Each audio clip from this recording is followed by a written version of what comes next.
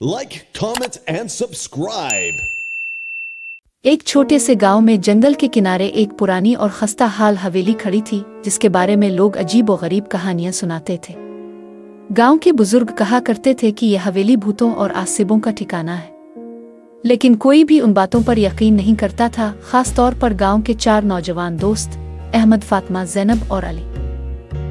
एक रात ये चारों दोस्त एक चैलेंज के तौर पर हवेली में दाखिल होने का फैसला करते हैं। उनका मकसद था कि वो गांव के लोगों को दिखाएं कि ये सब कहानियां सिर्फ अफवाहें हैं। वो अपने साथ टार्ची और मोबाइल कैमरे लेकर हवेली में दाखिल होते हैं। हवेली में दाखिल होते ही हर तरफ खामोशी छा गई।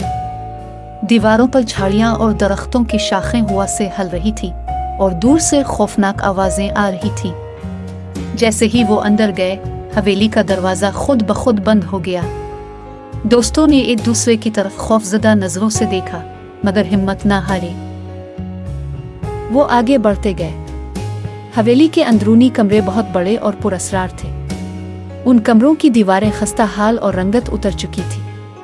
अचानक ज़ैनब को एक साया नजर आया जो तेजी से एक कोने में गायब हो गया। तुमने वो देखा?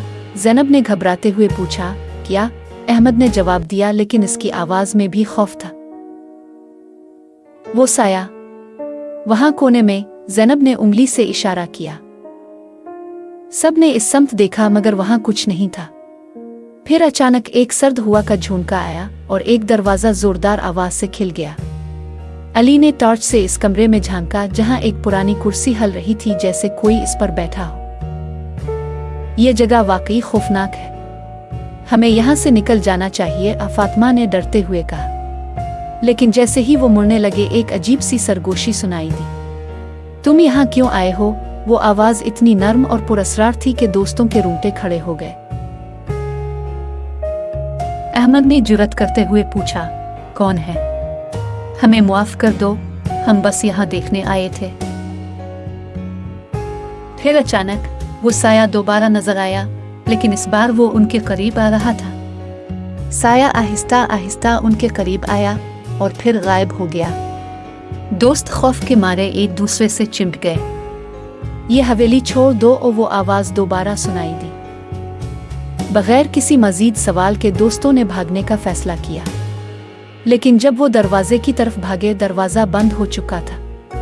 अहमद ने जोर लगाया, मगर दरवाजा टस से मिस ना हुआ।